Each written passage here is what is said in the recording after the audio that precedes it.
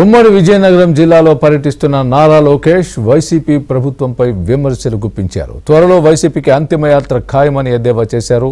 గుంటూరులో మంచినీళ్లు కలుషితమై ఆసుపత్రి పాలైన వారిని పరామర్శించడానికి సీఎం జగన్ కు టైం లేదని అన్నారు. సీఎం జగన్ ఏర్పాటు చేయబోయే టీం పేరు ఐపీఎల్ కాదని కోడికత్తి వారియర్స్ అంటూ మండిపడ్డారు. మంత్రి బొత్స సత్యనారాయణ, వైవి సుబ్బారెడ్డి, విజయసాయిరెడ్డి చేతుల్లో ఉత్తరాంధ్ర ప్రాంతం దగా పడిందని లోకేష్ ఆరోపించారు. సురక్షితమైన తాగునీరు ఈ ప్రభుత్వం ఇచ్చే పరిస్థితులు లేదు.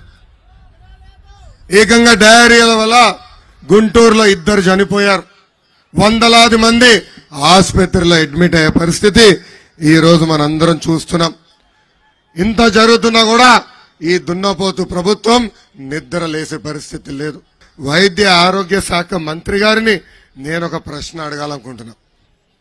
తెలుగుదేశం పార్టీ మహానాడులో మీరు ఆనాడు చంద్రబాబు నాయుడు గారు నాటిన తులసి మొక్క అన్నారే, ఇప్పుడు జగన్ పెంచిన గంజాయి మొక్కగా ఎలా మారారో ప్రజలకి దయచేసి చెప్పమని నేను అడుగుతున్నా. ఆ సినిమా ఎంత అట్టర్ ఫ్లాప్ అయిందో మనందరం చూసాం.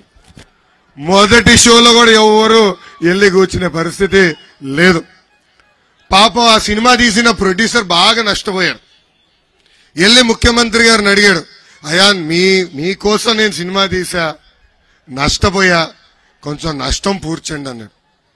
చీపో నువ్వు నష్టపోయింది కదా, మరి నష్టపోయావు కదా అని మెడబట్టి బయటికి గెంటేశాడు ఆ ప్రొడ్యూసర్ని జగన్. ఆ ప్రొడ్యూసర్ కోపం వచ్చింది, బయటికి వెళ్ళి ఒక పోస్టర్ తయారు చేశాడు.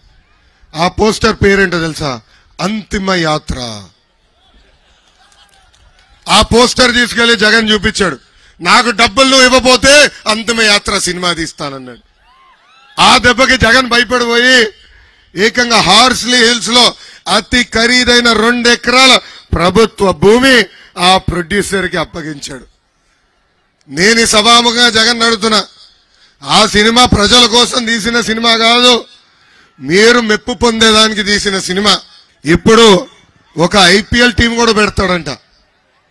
ఆ ఐపీఎల్ టీం పేరేంటో తెలుసా? అరే తమ్ముడు నాగన్ స్పీడ్ ఉన్నాడబ్బా, కోడికత్తి వారియర్స్. ఏం కోడికత్తి మర్చిపోయినారా అందరూ? లేదు కదా, ఆ డ్రామా మర్చిపోలేదు కదా. కోడికత్తి వారియర్స్. ఆ టీంలో ఉన్న ప్లేయర్స్ ఎవరో తెలుసా?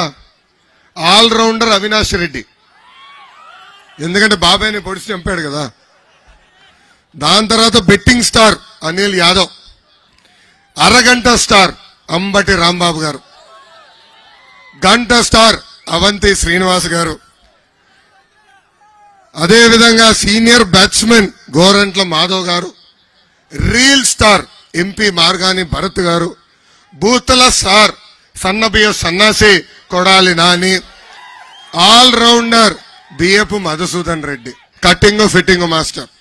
మహిళల కంపెనీ ఒకే ఒక్క బటన్, అది బులుగు బటన్. కానీ బల్ల కింద ఎర్ర బటన్ ఉంటుందండి. ఆ బులుగు బటన్ నొక్కుతాడు, అకౌంట్ లో 10 రూపాయలు పడుతుంది. అదే క్షణం కింద ఎర్ర బటన్ నొక్కుతాడు, అకౌంట్ నుంచి 100 రూపాయలు ఉష్ అని పోతుంది. ఎలా పోతుందో చెప్పాలి కదా. కరెంటు ఛార్జీలు 9 సార్లు పెంచి బాధుడే బాధుడు, ఆర్టీసీ ఛార్జీలు 3 సార్లు పెంచి బాధుడే బాధుడు, ఇంటి పన్ను, చెత్త పన్ను, పెట్రోల్, డీజిల్, గ్యాస్ ధర పెంచి బాధుడే బాధుడు. తమ్ముడు చెప్తున్నాడు, క్వార్టర్ బాటిల్ ధర కూడా పెంచి బాధుడే బాధుడు. ఇంకా కటింగ్ మాస్టర్ అన్నా కదా, అన్న క్యాంటీన్ కట్, పెళ్లి కానుక కట్, నిరుద్యోగ భృతి కట్, విదేశీ విద్యా కట్, పిల్లల్ని ఉచితంగా చదివించే స్కూల్ ఫీ రీఎంబర్స్మెంట్ కట్. ఇట్లా 100 సంక్షేమ కార్యక్రమాలు కట్ చేసిన ఏకైక ముఖ్యమంత్రి జగన్. దమ్ము ధైర్యం ఉండేరా? పరదాలు కట్టుకునేది నేను కాదు, మీ జగన్. ఎక్కడన్నా ప్రాంతానికి వస్తే ఏకంగా చెట్టులే నరికేది మీ జగన్.